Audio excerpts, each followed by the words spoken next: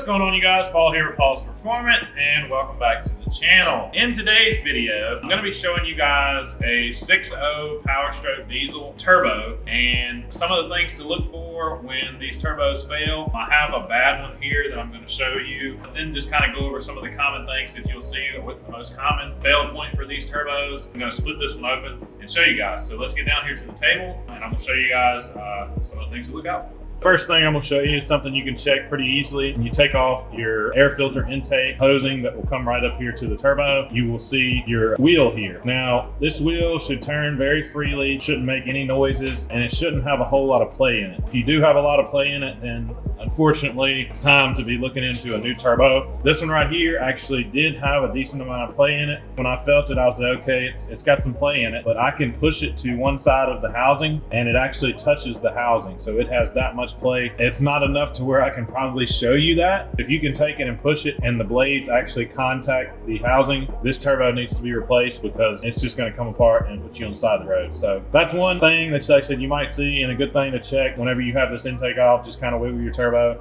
make sure it doesn't have an excess amount of play. This right here is what actually killed this turbo. The reason why we're replacing it is because of this play. Some people like to rebuild these turbos. I've never seen a rebuilt turbo last more than 6 months, so take that the way you want to. So anyways, I'm going to show you the most common failure point on this turbo that isn't necessarily a killer to the turbo and can be fixed in most cases. So what I'm going to do, I've already got this one split, but it's very easy to do. Right here we have this giant clamp here, 11 millimeter. You're going to take that off. You're going to see where your two housings meet. But once you take this clamp off, it's not just going to fall off, but you can take you a hammer and just kind of tap on it, get this housing to split. Once you get that, the housings will split open just like this. I'm going to set them down and I'm going to show you the most common failure point on a 6.0 Powerstroke turbo. Always tends to have something to do with the VGT, vanes, unison ring, and also your solenoid here. Most of the time, this solenoid doesn't go bad or doesn't give the issue from what I've seen on my trucks. Most of the time, the issue is with the unison ring or the vanes. Now, this is one of the failure points on this turbo. We could have fixed it if our bearings didn't have so much play in it. This unison ring here, you should be able to move this unison ring. The motor is right here, and there's your little control. Now, this VGT solenoid will turn and it will spin this unison ring, in which will move your vanes over here. Now, your vanes should be nice and loose and movable. None of them need to be, locked up or rusted up. If so, that could cause issues. That could strain this solenoid and cause it to where it doesn't want to operate correctly. In this case, this unison ring here is absolutely locked up because I cannot move it, and you should be able to. I'm gonna break this one loose, get this one off, and show you guys the movement. Another thing that you'll see usually when these get locked up is this right here will actually start to wallow out this opening, and then in that case, you'll have to get a new unison ring to replace it. Luckily, this one has just recently rusted up, and it hasn't had a lot of time to really work back and forth and wallow this hole out, so this unison ring would have been okay if the turbo was savable, but this one's not. What happens with this is where this housing is just made out of, cast iron,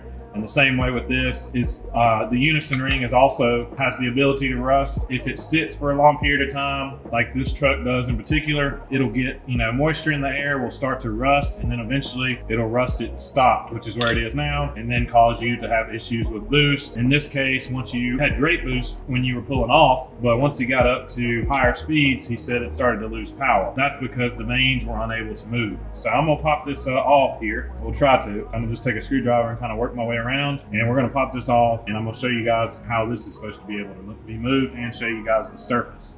So we got our ring off here, and as you can see, we have lots of soot buildup, and we got some surface rust there, and we have lots of soot buildup and rust all around this area. Now, here is the actuator coming from our VGT solenoid. And as you can see, I can move this by hand. The way it should work, if all this is working properly and not rusted shut, is you should be able to take this ring and twist it back and forth by hand. And if you can do that without it getting, binded up, then that's the way a new turbo or a properly operating system would work. This one was locked up, so if yours is locked up, then there's your problem. In the event for this one, as long as everything else checks out on the turbo, This is not a turbo killer. This doesn't mean, oh, there's $1,500. You can actually clean this. So you can take this off. I like to use like a needle scaler, some Brillo pads, whatever. Clean all this surface up, get it nice and clean. Same way with this, clean up all the rust, get all the soot cleaned up off of this, and get this to where it's operating fine, and then you can put it back on the truck, put it back together, and there you go, get you some more miles out of your turbo. So this is not necessarily a killer to the turbo. That's not what killed this one. I would have cleaned it if this didn't have so much play in it. What I'm gonna do is I'm gonna just kind of clean this one up right quick to show you guys what I'm talking about as far as how it should be working properly. We got her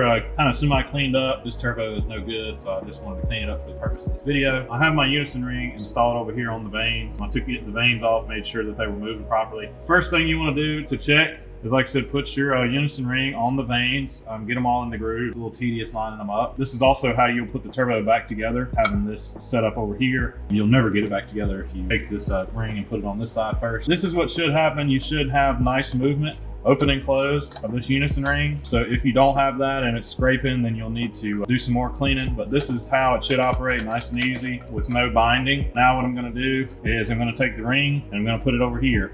Now, this is where usually the vehicle will get the rust, and it's usually around this edge because it's a very tight fit on the center of this bore. This is usually where you're gonna get stuck at, and then other times it'll get rusted to the back, but most of the time it's this center bore here. I like to use a needle scaler, wire wheels, whatever it takes, and just get it cleaned until you can put the ring on. It comes off nice and easy by hand and doesn't bind up. You can also turn it. See how I can turn this right here very easily?